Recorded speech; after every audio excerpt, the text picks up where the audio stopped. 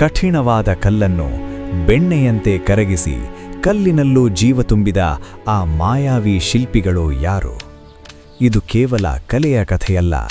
3 ಶತಮಾನಗಳಿಗೂ ಹೆಚ್ಚು ಕಾಲ ದಕ್ಷಿಣ ಭಾರತವನ್ನೇ ತನ್ನ ಪರಾಕ್ರಮದಿಂದ ಆಳಿದ ಹೊಯ್ಸಳರ ವೀರಗಾಥೆ. ಮಲೆನಾಡಿನ ಒಂದು ಸಣ್ಣ ಗುಡ್ಡಗಾಡು ಜನಾಂಗವಾಗಿ ಪಯಣ ಆರಂಭಿಸಿ ಇಡೀ ದಕ್ಷಿಣ ಭಾರತವನ್ನೇ ಆಳುವ ಮಹಾನ್ ಸಾಮ್ರಾಜ್ಯವಾಗಿ ಬೆಳೆದ ಆ ರೋಚಕ ಇತಿಹಾಸವನ್ನು ಇಂದು ತಿಳಿಯೋಣ.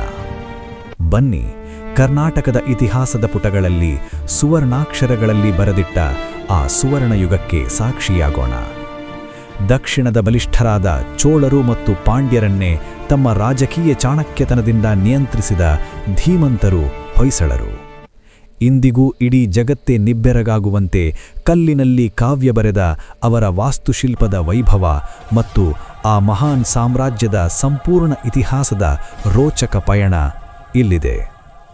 ಅವರ ಉಗಮ, ವೈಭವದ ಶಿಖರ ಮತ್ತು ವಿಧಿಯಾಟಕ್ಕೆ ಸಿಲುಕಿದ ಅವರ ಪತನ, ಈ 7 ಬೀಳಿನ ರೋಚಕ ಪಯಣದಲ್ಲಿ ಬನ್ನಿ ಜೊತೆಯಾಗಿ ಸಾಗೋಣ. ನೆನಪಿಡಿ, ಇದು ಕೇವಲ ಕಿರೀಟ ಧರಿಸಿದ ರಾಜರ ಕಥೆಯಲ್ಲ. ಇದು ಕನ್ನಡಿಗರ ಸ್ವಾಭಿಮಾನದ ಸಂಕೇತವಾದ ನಮ್ಮ ಹೆಮ್ಮೆಯ ಹೊಯ್ಸಳ ಸಾಮ್ರಾಜ್ಯದ ಚರಿತ್ರೆ. ಹೊಯ್ಸಳ ಸಾಮ್ರಾಜ್ಯದ ಉಗಮವನ್ನು ಅರ್ಥಮಾಡಿಕೊಳ್ಳಬೇಕಾದರೆ ನಾವು ಕಾಲಚಕ್ರವನ್ನು ಹಿಂದಕ್ಕೆ ತಿರುಗಿಸಿ 10ನೇ ಶತಮಾನದ ಕರ್ನಾಟಕಕ್ಕೆ ಹೋಗಬೇಕು. ಅದು ದಕ್ಷಿಣ ಭಾರತದ ರಾಜಕೀಯದಲ್ಲಿ ಅಲ್ಲೋಲ ಕಲ್ಲೋಲವಾಗುತ್ತಿದ್ದ ಕಾಲ. ಒಂದು ಕಡೆ ದಕ್ಷಿಣದಲ್ಲಿ ಚೋಳ ಸಾಮ್ರಾಜ್ಯವು ಸಮುದ್ರದ ಅಲೆಯಂತೆ ಆರ್ಭಟಿಸುತ್ತಿದ್ದರೆ, ಇತ್ತ ಉತ್ತರದಲ್ಲಿ ರಾಷ್ಟ್ರಕೂಟಲ ಪತನದ ನಂತರ ಕಲ್ಯಾಣಿ ಚಾಲುಕ್ಯರು ಬಲಿಷ್ಠರಾಗಿ ತಲೆ ಎತ್ತುತ್ತಿದ್ದರು. ಈ 2 ಬೃಹತ್ ಶಕ್ತಿಗಳ ನಡುವೆ ಸಿಲುಕಿದ್ದ ಮಲೆನಾಡಿನ ದಟ್ಟ ಕಾಡುಗಳಲ್ಲಿ, ಅಂದರೆ ಇಂದಿನ ಗುಡ್ಡಗಾಡುಗಳಲ್ಲಿ ತಮ್ಮ ಅಸ್ತಿತ್ವಕ್ಕಾಗಿ ಹೋರಾಡುತ್ತಿದ್ದ ಪುಟ್ಟ ಪಾಳೆಯಗಾರರೇ ನಮ್ಮ ಹೊಯ್ಸಳರು. ಹಾಗಾದರೆ ಹೊಯ್ಸಳರು ಅಪ್ಪಟ ಕನ್ನಡಿಗರು ಎನ್ನುವುದಕ್ಕೆ ಸಾಕ್ಷಿಯೇನು? ಚಿಕ್ಕಮಗಳೂರು ಮತ್ತು ಹಾಸನ ಜಿಲ್ಲೆಗಳಲ್ಲಿ ದೊರೆತಿರುವ ಅವರ ಹಳೆಯ ಶಾಸನಗಳೇ ಇದಕ್ಕೆ ಪ್ರತ್ಯಕ್ಷ ಸಾಕ್ಷಿ. ಇವರು ಮೂಲತಃ ಮಲೆನಾಡಿನ ಮಣ್ಣಿನ ಮಕ್ಕಳೇ. ಆರಂಭದಲ್ಲಿ ತಮ್ಮ ಸುತ್ತಮುತ್ತಲಿನ ಸಣ್ಣ ಪುಟ್ಟ ಪಾಳೆಯಗಾರರನ್ನು ಬಗ್ಗುಬಡಿದು ಬೆಳೆದ ಇವರು ಮಲೆಪರೋಳ್ ಗಂಡ, ಅಂದರೆ ಮಲೆನಾಡಿನ ರಾಜರ ಯಮ ಎಂಬ ಭಯಂಕರ ಬಿರುದನ್ನು ಧರಿಸಿದ್ದರು. ಆದರೆ ನೆನಪಿರಲಿ, ಆಗಿನ್ನೂ ಅವರು ಸ್ವತಂತ್ರ ಚಕ್ರವರ್ತಿಗಳಾಗಿರಲಿಲ್ಲ. ಮಹಾನ್ ಸಾಮ್ರಾಜ್ಯ ಕಟ್ಟುವ ಮುನ್ನ ಉತ್ತರದ ಕಲ್ಯಾಣಿ ಚಾಲುಕ್ಯರ ಅಧೀನದಲ್ಲಿ ಸಾಮಂತರಾಗಿ ತಮ್ಮ ರಾಜಕೀಯ ಜೀವನದ ಮೊದಲ ಹೆಜ್ಜೆಯನ್ನಿಟ್ಟರು. ಅಷ್ಟಕ್ಕೂ ಹೊಯ್ಸಳ ಎಂಬ ಹೆಸರು ಬಂದಿದ್ದೇ ಒಂದು ರೋಚಕ ದಂತಕಥೆಯಿಂದ. ಅದು ಅಂಗಡಿ ಗ್ರಾಮ, ಅಂದಿನ ಸೊಸೆ ಊರು. ಅಲ್ಲಿನ ವಾಸಂತಿಕಾದೇವಿಯ ಸನ್ನಿಧಿಯಲ್ಲಿ ಜೈನಮುನಿ ಸುದತ್ತಾಚಾರ್ಯರು ತಮ್ಮ ಶಿಷ್ಯ ಸಳನಿಗೆ ಪಾಠ ಹೇಳುತ್ತಿದ್ದರು. ಎಲ್ಲವೂ ಶಾಂತವಾಗಿತ್ತು. ಅಷ್ಟರಲ್ಲಿ ಆ ಶಾಂತತೆಯನ್ನು ಭೀಡಿಸಿ ಮೃತ್ಯುವಿನ ರೂಪದಲ್ಲಿ ಒಂದು ಕ್ರೂರ ಹುಲಿ ಅವರ ಮೇಲೆ ಎರಗಲು ಬಂತು. ಕ್ಷಣ ಮಾತ್ರವೂ ತಡಮಾಡದ ಗುರುಗಳು ತಮ್ಮ ಕೈಲಿದ್ದ ಕಬ್ಬಿನ ಕೋಲನ್ನು ಶಿಷ್ಯನತ್ತ ಎಸೆದು ಗಟ್ಟಿಯಾಗಿ ಆಜ್ಞಾಪಿಸಿದರು, ಹೊಯ್ ಸಳ, ಅಂದರೆ ಹೊಡಿ ಸಳ ಎಂದು. ಗುರುವಿನ ಆಜ್ಞೆಯೇ ದೈವವಾಕ್ಯವೆಂದು ಭಾವಿಸಿದ ಸಳ ಆ ಹುಲಿಯನ್ನು ಧೈರ್ಯದಿಂದ ಎದುರಿಸಿ ಸಂಹರಿಸಿದ. ಅಂದೇ ಆ ಗುರುಗಳ ಬಾಯಿಂದ ಬಂದ ಹೊಯ್ ಸಳ ಎಂಬ ಮಾತೆ ಮುಂದೆ 300 ವರ್ಷಗಳ ಕಾಲ ನಾಡನ್ನಾಳಿದ ಮಹಾನ್ ರಾಜವಂಶದ ಹೆಸರಾಯಿತು. ಇಂದಿಗೂ ನಾವು ಹೊಯ್ಸಳರ ಲಾಂಛನದಲ್ಲಿ ಸಳನು ಹುಲಿಯನ್ನು ಕೊಲ್ಲುತ್ತಿರುವ ದೃಶ್ಯವನ್ನೇ ಕಾಣುತ್ತೇವೆ. ಆದರೆ ಇಲ್ಲೊಂದು ರೋಚಕ ತಿರುವಿದೆ. ಅನೇಕ ಇತಿಹಾಸಕಾರರ ಪ್ರಕಾರ ಇದೊಂದು ಕಟ್ಟುಕಥೆ ಇರಬಹುದು. ಯಾಕೆ ಗೊತ್ತಾ? ಈ ಹುಲಿಯ ಕಥೆ ಮೊಟ್ಟಮೊದಲು ಕಂಡುಬರುವುದು ಹೊಯ್ಸಳರು ಪ್ರಬಲರಾದ ಮೇಲೆ, ಅಂದರೆ ಕ್ರಿಸ್ತಶಕ 1117ರ ವಿಷ್ಣುವರ್ಧನನ ಶಾಸನದಲ್ಲಿ. ಅಂದಿನ ಕಾಲದಲ್ಲಿ ದಕ್ಷಿಣ ಭಾರತದ ಬಲಿಷ್ಠರಾಗಿದ್ದ ಚೋಳರ ಲಾಂಛನ ಕೂಡ ಹುಲಿಯೇ ಆಗಿತ್ತು. ಹಾಗಾಗಿ ಹೊಯ್ಸಳರು ಚೋಳರನ್ನು ಸೋಲಿಸಿದ ಸಂಕೇತವಾಗಿ ಸಳನು ಹುಲಿಯನ್ನು ಕೊಂದ ಕಥೆಯನ್ನು ಹುಟ್ಟುಹಾಕಿರಬಹುದು. ಇದು ಕೇವಲ ಕಥೆಯಲ್ಲ, ತಮ್ಮ ವಂಶಕ್ಕೆ ದೈವಿಕ ಹಿನ್ನೆಲೆ ಮತ್ತು ರಾಜಕೀಯ ಮಾನ್ಯತೆ ಪಡೆಯಲು ಹೊಯ್ಸಳರು ಆಡಿದ ಒಂದು ಅದ್ಭುತ ಚದುರಂಗದಾಟ. ದಂತಕಥೆಗಳಿಂದ ಹೊರಬಂದು ಇತಿಹಾಸದ ಪುಟಗಳನ್ನು ನೋಡಿದರೆ ಹೊಯ್ಸಳ ವಂಶದ ಮೊದಲ ಐತಿಹಾಸಿಕ ಪುರುಷನಾಗಿ ಕಾಣಸಿಗುವವನು ನೃಪಕಾಮ. ಸುಮಾರು ಕ್ರಿಸ್ತಶಕ 1000ದ ಸಮಯದಲ್ಲಿ ಚಾಲುಕ್ಯರ ಸಾಮಂತನಾಗಿ ಈತ ಹೊಯ್ಸಳರ ಆಳ್ವಿಕೆಗೆ ಅಡಿಪಾಯ ಹಾಕಿದ. ಆದರೆ ಈ ಅಡಿಪಾಯದ ಮೇಲೆ ಬಲಿಷ್ಠ ಕೋಟೆ ಕಟ್ಟಿದ ಕೀರ್ತಿ ಸಲ್ಲುವುದು ಅವನ ನಂತರ ಬಂದ ವಿನಯಾದಿತ್ಯನಿಗೆ. ಇವನ ಕಾಲದಲ್ಲೇ ಹೊಯ್ಸಳರ ಇತಿಹಾಸದಲ್ಲಿ ಒಂದು ನಿರ್ಣಾಯಕ ಬದಲಾವಣೆ ನಡೆಯಿತು.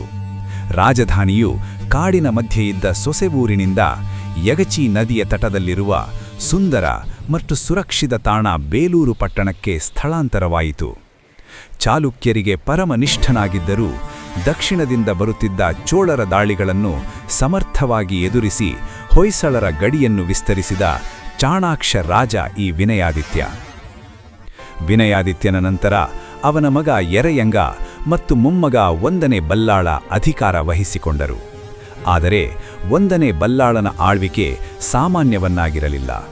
ಅದು ಹೊಯ್ಸಳರ ಮಹತ್ವಾಕಾಂಕ್ಷೆ ಗರಿಬಿಚ್ಚಿದ ಕಾಲ. ಅಲ್ಲಿಯವರೆಗೂ ಸ್ನೇಹದಿಂದಿದ್ದ ಚಾಲುಕ್ಯರ ಜೊತೆಗಿನ ಸಂಬಂಧದಲ್ಲಿ ಬಿರುಕು ಮೂಡಲು ಶುರುವಾಯಿತು. ಇದನ್ನೇ ಕಾಯುತ್ತಿದ್ದ ಬಲ್ಲಾಳ ಮತ್ತು ಆತನ ಹೆಗಲಿಗೆ ಹೆಗಲು ಕೊಟ್ಟು ನಿಂತ ಆತನ ತಮ್ಮ ಬಿಟ್ಟಿದೇವ. ಹೌದು, ಇವನೇ ನಮ್ಮ ಮುಂದಿನ ಕಥಾನಾಯಕ ಮಹಾನ್ ವಿಷ್ಣುವರ್ಧನ. ಈ ಅಣ್ಣ ತಮ್ಮಂದಿರ ಜೋಡಿ ಸಿಕ್ಕ ಅವಕಾಶವನ್ನೇ ಮೆಟ್ಟಿಲು ಮಾಡಿಕೊಂಡು ಸುತ್ತಮುತ್ತಲಿನ ಸಣ್ಣ ರಾಜ್ಯಗಳನ್ನು ಧೂಳಿಪಟ ಮಾಡಿದರು. ಇದು ಕೇವಲ ಯುದ್ಧವಾಗಿರಲಿಲ್ಲ, ಒಂದು ಬೃಹತ್ ಸ್ವತಂತ್ರ ಸಾಮ್ರಾಜ್ಯ ಕಟ್ಟಲು ಹೊಯ್ಸಳರು ಇಟ್ಟ ಮೊದಲ ದಿಟ್ಟ ಹೆಜ್ಜೆ. ಆದರೆ ಹೊಯ್ಸಳರ ಇತಿಹಾಸದ ಗತಿಯನ್ನೇ ಬದಲಾಯಿಸಿದ ನಿಜವಾದ ಕ್ರಾಂತಿ ಶುರುವಾಗಿದ್ದು ಈಗಲೇ. ಒಂದು ಸಣ್ಣ ಪಾಳೆಯ ಪಟ್ಟಿನ ರಾಜರನ್ನು ಇಡೀ ದಕ್ಷಿಣ ಭಾರತವೇ ತಲೆಬಾಗಿ ನೋಡುವಂತಹ ಮಹಾನ್ ಸಾಮ್ರಾಜ್ಯದ ಅಧಿಪತಿಗಳನ್ನಾಗಿ ಅವನೇ 1ನೇ ಬಲ್ಲಾಳನ ತಮ್ಮ, ಶತ್ರುಗಳ ಪಾಲಿಗೆ ಕನ್ನಡಿಗರ ಕಣ್ಮಣಿ, ಅಪ್ರತಿಮ ವೀರ ವಿಷ್ಣುವರ್ಧನ. ಹೊಯ್ಸಳ ಸಾಮ್ರಾಜ್ಯದ ಅಸಲಿ ಗತ್ತು ಅನಾವರಣಗೊಂಡಿದ್ದೇ ವಿಷ್ಣುವರ್ಧನನ ಆಳ್ವಿಕೆಯಲ್ಲಿ. ಅಲ್ಲಿಯವರೆಗೂ ಕೇವಲ ಸಾಮಂತರಾಗಿ ಅನ್ಯರ ಆಜ್ಞೆಗೆ ತಲೆಬಾಗುತ್ತಿದ್ದ ಹೊಯ್ಸಳರು ಈ ಹಂತದಲ್ಲಿ ತಮ್ಮ ದಾಸ್ಯದ ಸಂಕೊಲೆಗಳನ್ನು ಕಳಚಿಕೊಂಡರು. ದಕ್ಷಿಣ ಭಾರತದ ರಾಜಕೀಯದ ಚತುರಂಗದಾಟದಲ್ಲಿ ಕೇವಲ ಆಟಗಾರರಾಗಿ ಉಳಿಯದೆ ಆಟವನ್ನೇ ಬದಲಾಯಿಸುವ, ಯಾರು ಗೆಲ್ಲಬೇಕು ಎಂದು ನಿರ್ಧರಿಸುವ ಒಂದು ನಿರ್ಣಾಯಕ ಶಕ್ತಿಯಾಗಿ ಬೆಳೆದು ನಿಂತರು. ಪಟ್ಟಕ್ಕೆ ಬರುವ ಮುನ್ನ ಅವನ ಹೆಸರು ಬಿಟ್ಟಿದೇವ. ಆದರೆ ಅವನು ಸಾಮಾನ್ಯ ರಾಜಕುಮಾರನಾಗಿರಲಿಲ್ಲ. ತನ್ನ ಅಣ್ಣನ ಗರಡಿಯಲ್ಲಿ ಪಳಗಿ ಕತ್ತಿವರಸೆ ಮತ್ತು ರಾಜನೀತಿಯ ಸಕಲ ತಂತ್ರಗಳನ್ನು ಕರಗತ ಮಾಡಿಕೊಂಡಿದ್ದ ಪಕ್ಕಾ ಪೇದೆ. ಸಿಂಹಾಸನ ಏರುತ್ತಿದ್ದಂತೆ ಆ ಯುವರಾಜನ ಕಣ್ಣಲ್ಲಿದ್ದದ್ದು ಕೇವಲ 2 ಮಹಾನ್ ಗುರಿಗಳು. ಮೊದಲನೆಯದು 100 ವರ್ಷಗಳಿಂದ ದಕ್ಷಿಣ ಕರ್ನಾಟಕದ ಮಣ್ಣಿನಲ್ಲಿ ಬೇರೂರಿದ್ದ ಚೋಳರ ಸಾಮ್ರಾಜ್ಯವನ್ನು ಬುಡಸಹಿತ ಕಿತ್ತೊಗೆಯುವುದು. ಎರಡನೆಯದು ಹೆಸರಿಗ ಮಾತ್ರ ಒಡೆಯರಾಗಿದ್ದ ಉತ್ತರದ ಕಲ್ಯಾಣಿ ಚಾಲುಕ್ಯರ ದಾಸ್ಯದ ಸಂಕೋಲೆಯನ್ನು ಮುರಿದು ಸಂಪೂರ್ಣವಾಗಿ ಸ್ವತಂತ್ರನಾಗುವುದು. ಆದರೆ ಈ ಬೃಹತ್ ಗುರಿಗಳನ್ನು ಸಾಧಿಸಲು ವಿಷ್ಣುವರ್ಧನ ಆತುರಪಡಲಿಲ್ಲ. ನೇರವಾಗಿ ದೊಡ್ಡ ಯುದ್ಧಕ್ಕೆ ಇಳಿಯುವ ದಡ್ಡತನವನ್ನು ಮಾಡಲಿಲ್ಲ. ಬದಲಿಗೆ ಒಬ್ಬ ಚಾಣಾಕ್ಷ ಚದುರಂತೆ ಕಾಯಿಗಳನ್ನು ನಡೆಸಿದ. ಮೊದಲು ತನ್ನ ಅಕ್ಕಪಕ್ಕದ ಸಣ್ಣಪುಟ್ಟ ಪಾಳೆಯಗಾರರನ್ನು ಬಗ್ಗುಬಡಿದು ತನ್ನ ಸೈನ್ಯ ಬಲ ಮತ್ತು ಧನಬಲವನ್ನು ಹೆಚ್ಚಿಸಿಕೊಂಡ. ದೊಡ್ಡ ಸಮರಕ್ಕೂ ಮುನ್ನ ತನ್ನ ಬತ್ತಳಿಕೆಯನ್ನು ಭರ್ತಿ ಮಾಡಿಕೊಳ್ಳುವ ತಯಾರಿಯದಾಗಿತ್ತು. ಅದು ಕ್ರಿಸ್ತಶಕ 1116. ಹೊಯ್ಸಳ ಇತಿಹಾಸದ ಗತಿಯನ್ನೇ ಬದಲಿಸಿದ ಆ ನಿರ್ಣಾಯಕ ಘಳಿಗೆ ಒದಗಿ ಬಂತು.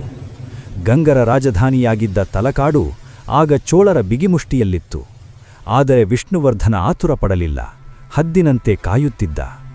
ಯಾವಾಗ ಚೋಳ ಚಕ್ರವರ್ತಿ ಕುಲೋತ್ತುಂಗ ಬೇರೆ ಯುದ್ಧಗಳಲ್ಲಿ ಸಿಲುಕಿಕೊಂಡನೋ ಅದೇ ಸರಿಯಾದ ಸಮಯವೆಂದು ಅರಿತ ವಿಷ್ಣುವರ್ಧನ ತನ್ನ ಬಲಗೈ ಬಂಟ, ಅಪ್ರತಿಮ ದಂಡನಾಯಕ ಗಂಗರಾಜನ ನೇತೃತ್ವದಲ್ಲಿ ಬೃಹತ್ ಸೈನ್ಯವನ್ನು ತಲಕಾಡಿನತ್ತ ನುಗ್ಗಿಸಿದ. ಆ ಭೀಕರ ಕದನದಲ್ಲಿ ಚೋಳರ ಪಡೆ ಧೂಳಿಪಟವಾಯಿತು. ಸೋಲನ್ನರಿಯದ ಚೋಳರನ್ನು ಕಾವೇರಿ ನದಿಯಾಚೆಗೆ ಅಟ್ಟಾಡಿಸಿ ಓಡಿಸಲಾಯಿತು. ಇದು ಕೇವಲ ಒಂದು ಯುದ್ಧದ ಗೆಲುವಲ್ಲ, ಕರ್ನಾಟಕದ ಇತಿಹಾಸದಲ್ಲಿ ಸುವರ್ಣ ಅಧ್ಯಾಯವೊಂದರ ಆರಂಭ. ಶತಮಾನಗಳಿಂದ ಚೋಳರ ಕಪಿಮುಷ್ಟಿಯಲ್ಲಿದ್ದ ಸಮೃದ್ಧ ಗಂಗವಾಡಿ ನಾಡು ಸಂಪೂರ್ಣವಾಗಿ ಹೊಯ್ಸಳರ ಮಡಿಲು ಸೇರಿತು. ಈ ಅಪ್ರತಿಮ ಸಾಹಸಕ್ಕೆ ಸಾಕ್ಷಿಯಾಗಿ ವಿಷ್ಣುವರ್ಧನನು ವೀರಗಂಗಾ ಮತ್ತು ತಲಕಾಡುಗೊಂಡ ಎಂಬ ಗಂಭೀರ ಬಿರುದುಗಳನ್ನು ಧರಿಸಿದ. ಅಷ್ಟೇ ಅಲ್ಲ, ರಕ್ತಸಿಕ್ತ ಗೆದ್ದ ಈ ವಿಜಯವನ್ನು ಕಲೆಯ ಮೂಲಕ ಶಾಶ್ವತಗೊಳಿಸಲು ನಿರ್ಧರಿಸಿದ. ಆ ನಿರ್ಧಾರದ ಫಲವೇ ತಲಕಾಡಿನಲ್ಲಿ ತಲೆ ಎತ್ತಿದ ಕೀರ್ತಿನಾರಾಯಣ ದೇವಾಲಯ ಮತ್ತು ಬೇಲೂರಿನಲ್ಲಿ ನಿರ್ಮಾಣಗೊಂಡ ಜಗದ್ವಿಖ್ಯಾತ ಕಲಾಕೃತಿ ದೇವಾಲಯ. ದಕ್ಷಿಣ ಚೋಳರ ಮೇಲಿನ ಈ ಪ್ರಚಂಡ ಗೆಲುವು ಹೊಯ್ಸಳರ ಕೀರ್ತಿಯನ್ನು ಹೆಚ್ಚಿಸಿತ್ತು. ಆದರೆ ಇದೇ ವಿಷಯ ಉತ್ತರದ ಕಲ್ಯಾಣಿ ಚಾಲುಕ್ಯ ಚಕ್ರವರ್ತಿ 6ನೇ ವಿಕ್ರಮಾದಿತ್ಯನ ಕಣ್ಣು ಕೆಂಪಾಗಿಸಿತು. ತನ್ನ ಕಾಲ ಕೆಳಗಿದ್ದ ಒಬ್ಬ ಇಷ್ಟು ಬೆಳೆಯುವುದನ್ನು ಆತ ಸಹಿಸಲಿಲ್ಲ. ಬೆಳೆಯುವ ಸಿರಿಯನ್ನು ಮೊಳಕೆಯಲ್ಲೇ ಚಿವುಟಲು ವಿಷ್ಣುವರ್ಧನನನ್ನು ಹತ್ತಿಕ್ಕಲು ಒಂದು ಬೃಹತ್ ಸೈನ್ಯವನ್ನೇ ಕಳುಹಿಸಿದ. ಆದರೆ ನಡೆದಿದ್ದೇ ಬೇರೆ. ಕೆಣಕಿದರೆ ಸುಮ್ಮನಿರಲು ಇವರೇನು ಹಳೇ ಕಾಲದ ಸಾಮಂತರಲ್ಲ, ಇದು ಕೆರಳಿದ ಹೊಸ ಹೊಯ್ಸಳ ಸೈನ್ಯ. ಅಂಜದೆ ಅಳುಕದೆ ಹೋರಾಡಿದ ವಿಷ್ಣುವರ್ಧನನ ಪಡೆ ಆ ಬಲಿಷ್ಠ ಚಾಲುಕ್ಯ ಸೈನ್ಯವನ್ನೂ ಮಣ್ಣು ಮುಕ್ಕಿಸಿ ತನ್ನ ತಾಕತ್ತೇನು ಎಂದು ಜಗತ್ತಿಗೆ ತೋರಿಸಿತು. ಈ ಐತಿಹಾಸಿಕ ಘಟನೆಯ ನಂತರ ವಿಷ್ಣುವರ್ಧನನಿಗೆ ಸಾಮಂತ ಎಂಬ ಪದವಿ ತೀರಾ ಚಿಕ್ಕದಾಗಿ ಕಾಣಿಸಿತು. ಚಾಲುಕ್ಯರ ಅಧೀನತೆಯನ್ನು ಬಹುತೇಕ ಕಿತ್ತೆಸೆದು ಒಬ್ಬ ಸರ್ವ ಸ್ವತಂತ್ರ ಚಕ್ರವರ್ತಿಯಂತೆ ಆಳ್ವಿಕೆ ನಡೆಸಲು ಆರಂಭಿಸಿದ. ಅವನ ಪರಾಕ್ರಮದ ಫಲವಾಗಿ ಹೊಯ್ಸಳ ಸಾಮ್ರಾಜ್ಯದ ಗಡಿಗಳು ಶರವೇಗದಲ್ಲಿ ವಿಸ್ತರಿಸಿದವು. ದಕ್ಷಿಣದ ನೀಲಗಿರಿ ಪರ್ವತಗಳ ತುದಿಯಿಂದ ಹಿಡಿದು ಉತ್ತರದ ಬಳ್ಳಾರಿಯ ಬಯಲು ಸೀಮೆಯವರೆಗೂ ಎಲ್ಲೆಲ್ಲೂ ಹೊಯ್ಸಳರ ಜಯಭೇರಿ ಮೊಳಗಿತು. ವಿಷ್ಣುವರ್ಧನನೆಂದರೆ ಕೇವಲ ಯುದ್ಧ ಭೂಮಿಯಲ್ಲಿ ಅಬ್ಬರಿಸುವ ಯೋಧ ಮಾತ್ರವಲ್ಲ, ಅವನು ಕಲೆ ಮತ್ತು ವಾಸ್ತುಶಿಲ್ಪವನ್ನು ಪ್ರೀತಿಸುತ್ತಿದ್ದ ಮಹಾನ್ ರಸಿಕ. ಅವನ ಈ ಕಲಾಪ್ರೀತಿಗೆ ಸ್ಫೂರ್ತಿಯಾಗಿದ್ದವರು ಸ್ವತಃ ಆತನ ಪತ್ನಿ, ಸೌಂದರ್ಯ ಮತ್ತು ನೃತ್ಯದ ಸಾಕಾರಮೂರ್ತಿ ಪಟ್ಟದರಸಿ ಶಾಂತಲಾದೇವಿ. ಒಂದು ಕಡೆ ರಾಜನು ಖಡ್ಗ ಹಿಡಿದು ರಾಜ್ಯ ಕಟ್ಟಿದರೆ, ಇನ್ನೊಂದು ಕಡೆ ರಾಣಿ ಡೆಜ್ಜೆ ಕಟ್ಟಿ ಕಲೆಗೆ ಜೀವ ತುಂಬಿದಳು. ಬೇಲೂರಿನ ಶಿಲಾಬಾಲಿಕೆಯರ ಸೌಂದರ್ಯದಲ್ಲಿ ಇಂದಿಗೂ ಶಾಂತಲಾದೇವಿಯ ಛಾಯೆ ಇದೆ ಎನ್ನುತ್ತಾರೆ. ಒಟ್ನಲ್ಲಿ ಈ ರಾಜ ರಾಣಿಯರ ಕಾಲಘಟ್ಟವೇ ಮುಂದೆ ಬರಲಿದ್ದ ಸುವರ್ಣ ಹೊಯ್ಸಳ ಸಾಮ್ರಾಜ್ಯಕ್ಕೆ ಅಲುಗಾಡದ ಭದ್ರ ಬುನಾದಿ ಹಾಕಿಕೊಟ್ಟಿತು. ವಿಷ್ಣುವರ್ಧನನು ಹಾಕಿಕೊಟ್ಟ ಆ ಭದ್ರ ಬುನಾದಿಯ ಮೇಲೆ ಹೊಯ್ಸಳ ಸಾಮ್ರಾಜ್ಯವೆಂಬ ಆಕಾಶದೆತ್ತರದ ಸೌಧವನ್ನು ಕಟ್ಟಿದ ಮಹಾನ್ ಶಿಲ್ಪಿ ಎರಡನೇ ವೀರಬಲ್ಲಾಳ. ಇವನ ಆಳ್ವಿಕೆ ಅಂತಿಂತದ್ದಲ್ಲ, ಇದು ಹೊಯ್ಸಳರ ಪಾಲಿನ ನಿಜವಾದ ಸುವರ್ಣಯುಗ. ಉತ್ತರದಲ್ಲಿ ಯಾದವರು, ದಕ್ಷಿಣದಲ್ಲಿ ಪಾಂಡ್ಯರು. ಹೀಗೆ ಯಾರೇ ಎದುರಾದರೂ ಅವರನ್ನು ಮೆಟ್ಟಿ ನಿಂತು ಹೊಯ್ಸಳ ಸಾಮ್ರಾಜ್ಯವನ್ನು ದಕ್ಷಿಣ ಭಾರತದ ಏಕೈಕ ಮತ್ತು ಅತ್ಯಂತ ಬಲಿಷ್ಠ ಶಕ್ತಿಯಾಗಿ ವೈಭವದ ಶಿಖರಕ್ಕೇರಿಸಿದ ಸಾಮ್ರಾಟ್ ಇವನು. ಆದರೆ ವೀರಬಲ್ಲಾಳನಿಗೆ ಸಿಂಹಾಸನ ಹೂವಿನ ಹಾಸಿಗೆಯಾಗಿರಲಿಲ್ಲ. ತನ್ನ ತಂದೆ 1ನೇ ನರಸಿಂಹನ ದುರ್ಬಲ ಆಡಳಿತವನ್ನು ಕಂಡು ರೋಸಿ ಹೋದ ಬಲ್ಲಾಳ ರಾಜ್ಯವನ್ನುಳಿಸಲು ಸ್ವತಃ ತಂದೆಯ ವಿರುದ್ಧವೇ ದಂಗೆಯೆದ್ದು ಅಧಿಕಾರಕ್ಕೆ ಬಂದ. ಅವನು ಪಟ್ಟಕ್ಕೇರಿದಾಗ ರಾಜಧಾನಿಯಲ್ಲಿ ಅಶಾಂತಿ ತಾಂಡವವಾಡುತ್ತಿತ್ತು. ಇದರ ಲಾಭ ಪಡೆಯಲು ಉತ್ತರದಲ್ಲಿ ದೇವಗಿರಿಯ ಸೇವುಣರು ಅಂದರೆ ಯಾದವರು ರಣಹದ್ದುಗಳಂತೆ ಕಾಯುತ್ತಿದ್ದರು. ಆದರೆ ಬಲ್ಲಾಳ ವಿಚಲಿತನಾಗಲಿಲ್ಲ. ಮೊದಲು ಮನೆಯೊಳಗಿನ ಬೆಂಕಿಯನ್ನು ಆರಿಸಿ ಆಂತರಿಕ ಸಮಸ್ಯೆಗಳನ್ನು ಬಗೆಹರಿಸಿದ. ಯಾವಾಗ ರಾಜ್ಯ ಭದ್ರವಾಯಿತೋ ಆಗ ತನ್ನ ಹದ್ದಿನ ಕಣ್ಣನ್ನು ಉತ್ತರದ ಸೇವುಣರ ಕಡೆಗೆ ತಿರುಗಿಸಿದ. ಅದು ಕ್ರಿಸ್ತಶಕ 1190ರ ಸಮಯ. ಗದಗ್ ಜಿಲ್ಲೆಯ ಸೊರಟೂರು ರಣರಂಗದಲ್ಲಿ ಇತಿಹಾಸವೇ ಬೆಚ್ಚು ಬೀಳುವಂತಹ ಘೋರ ಯುದ್ಧ ನಡೆಯಿತು. ದಕ್ಷಿಣ ಭಾರತದ ಸಾಮ್ರಾಟನಾಗಲು ಬಂದಿದ್ದ ಸೇವುಣರ ದೊರೆ 5ನೇ ಭಿಲ್ಲಮನಿಗೆ ವೀರಬಲ್ಲಾಳ ತೋರಿಸಿದ್ದು ನರಕದ ದರ್ಶನ. ಸೊರಟೂರಿನಲ್ಲಿ ನಡೆದ ಈ ನಿರ್ಣಾಯಕ ಕದನದಲ್ಲಿ ಸೇವುಣರ ಸೈನ್ಯ ಧೂಳಿಪಟವಾಯಿತು. ಸೋತ ಭಿಲ್ಲಮ ಜೀವ ಉಳಿಸಿಕೊಳ್ಳಲು ಉತ್ತರದ ಕಡೆಗೆ ಓಡಿದ. ಬಿಡದ ಬಲ್ಲಾಳ ಅವರನ್ನು ಲಕ್ಕುಂಡಿ ಕೋಟೆಯವರೆಗೂ ಅಟ್ಟಾಡಿಸಿಕೊಂಡು ಹೋದ. ಈ ವಿಜಯದ ಫಲವಾಗಿ ಹೊಯ್ಸಳ ಸಾಮ್ರಾಜ್ಯದ ಗಡಿ ಉತ್ತರದಲ್ಲಿ ಕೃಷ್ಣಾ ನದಿಯವರೆಗೂ ವಿಸ್ತರಿಸಿತು. ಹೀಗೆ ದಕ್ಷಿಣ ಭಾರತದ ಏಕೈಕ ಸಾರ್ವಭೌಮ ದೊರೆ ತಾನೇ ಎಂದು ಬಲ್ಲಾಳ ಜಗತ್ತಿಗೆ ಸಾರಿದ. ವೀರಬಲ್ಲಾಳನ ತಾಕತ್ತು ಕೇವಲ ಕರ್ನಾಟಕಕ್ಕೆ ಸೀಮಿತವಾಗಿರಲಿಲ್ಲ. ಅಂದು ದಕ್ಷಿಣದ ಬಲಿಷ್ಠ ರಾಜವಂಶವಾಗಿದ್ದ ಚೋಳರು ಪಾಂಡ್ಯರ ದಾಳಿಗೆ ತತ್ತರಿಸಿ ಹೋಗಿದ್ದರು. ಇಂಥ ಕಷ್ಟಕಾಲದಲ್ಲಿ ಚೋಳರ ರಕ್ಷಣೆಗೆ ನಿಂತವನು ನಮ್ಮ ವೀರಬಲ್ಲಾಳ. ದುರ್ಬಲಿತವಾಗಿದ್ದ ಚೋಳರಿಗೆ ಪಾಂಡ್ಯರ ವಿರುದ್ಧ ರಕ್ಷಣೆ ನೀಡಿ ಅವರನ್ನು ಮತ್ತೆ ಸಿಂಹಾಸನದ ಮೇಲೆ ಕೂರಿಸಿದ. ಇದೇ ಕಾರಣಕ್ಕೆ ಅವನಿಗೆ ಚೋಳ ರಾಜ್ಯ ಪ್ರತಿಷ್ಠಾಪನಾಚಾರ್ಯ ಅಂದರೆ ಚೋಳ ಸಾಮ್ರಾಜ್ಯವನ್ನು ಮರುಸ್ಥಾಪಿಸಿದವನು ಎಂಬ ಬಿರುದು ಒಲಿದು ಬಂತು. ದಕ್ಷಿಣ ಭಾರತದ ರಾಜಕೀಯದಲ್ಲಿ ತಾನು ಕೇವಲ ರಾಜನಲ್ಲ, ರಾಜರನ್ನೇ ಸೃಷ್ಟಿಸುವ ಕಿಂಗ್ ಮೇಕರ್ ಎಂದು ಸಾಬೀತುಪಡಿಸಿದ. ಇದು ಹೊಯ್ಸಳರ ರಾಜಕೀಯ ಶಕ್ತಿಯ ಪರಮೋಚ್ಚ ಶಿಖರ. ಇಲ್ಲಿಯವರೆಗೆ ನಾವು ಕೇವಲ ಒಂದು ಸಣ್ಣ ಹುಲಿ ಲಾಂಛನದಿಂದ ಶುರುವಾಗಿ ದಕ್ಷಿಣ ಭಾರತದ ಚಕ್ರವರ್ತಿಗಳಾಡಿ ಬೆಳೆದ ಹೊಯ್ಸಳರ ರೋಚಕ ಏಳಿಗೆಯನ್ನು ನೋಡಿದೆವು. ವಿಷ್ಣುವರ್ಧನನ ಸಾಹಸ ಮತ್ತು ವೀರಬಲ್ಲಾಳನ ಸಾಮ್ರಾಜ್ಯದ ವೈಭವಕ್ಕೆ ಸಾಕ್ಷಿಯಾದೆವು. ಆದರೆ ಕಥೆ ಇಲ್ಲಿಗೆ ಮುಗಿದಿಲ್ಲ. ಇತಿಹಾಸದ ಪುಟಗಳಲ್ಲಿ ಇನ್ನೂ ಹಲವು ರಹಸ್ಯಗಳು ಅಡಗಿವೆ.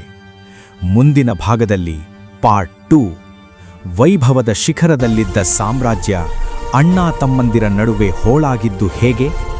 ದೆಹಲಿ ಸುಲ್ತಾನರ ಅಗಾಧ ಸೈನ್ಯದ ಎದುರು ಎದೆಗುಂದದೆ ನಿಂತ ಆ ಕೊನೆಯ ವೀರ 3ನೇ ವೀರಬಲ್ಲಾಳನ ರೋಚಕ ಹೋರಾಟ. ಬೇಲೂರು, ಹಳೇಬೀಡು ಸೋಮನಾಥಪುರದ ವಾಸ್ತುಶಿಲ್ಪದ ವಿಸ್ಮಯಗಳೇನು ಮತ್ತು ರಾಘವಾಂಕ ಜನ್ನ ಹರಿಹರರಂತಹ ಮಹಾಕವಿಗಳು ಕಟ್ಟಿಕೊಟ್ಟ ಸಾಹಿತ್ಯದ ಸಿರಿ ಅಂತಿಮವಾಗಿ ಆ ಮಹಾನ್ ಸಾಮ್ರಾಜ್ಯದ ಪತನಕ್ಕೆ ಕಾರಣಗಳೇನು ಈ ಎಲ್ಲ ಕುತೂಹಲಕಾರಿ ವಿಷಯಗಳನ್ನು ಮುಂದಿನ ಸಂಚಿಕೆಯಲ್ಲಿ ತಿಳಿಯೋಣ ಈ ಇತಿಹಾಸದ ಪಯಣ ನಿಮಗೆ ಇಷ್ಟವಾಗಿದ್ದರೆ ದಯವಿಟ್ಟು ಈ ವಿಡಿಯೋವನ್ನು ಲೈಕ್ ಮಾಡಿ ನಿಮ್ಮ ಸ್ನೇಹಿತರೊಂದಿಗೆ ಶೇರ್ ಮಾಡಿ ಮುಂದಿನ ಭಾಗವನ್ನು ಮಿಸ್ ಮಾಡಿಕೊಳ್ಳದಿರಲು ಈಗಲೇ ನಮ್ಮ ಚಾನೆಲ್ಗೆ ಸಬ್ಸ್ಕ್ರೈಬ್ ಆಗಿ ಮತ್ತು ಬೆಲ್ ಐಕಾನ್ ಒತ್ತಿ ಅಲ್ಲಿಯವರೆಗೂ ಜೈ ಕರ್ನಾಟಕ ಮಾತೆ ಧನ್ಯವಾದಗಳು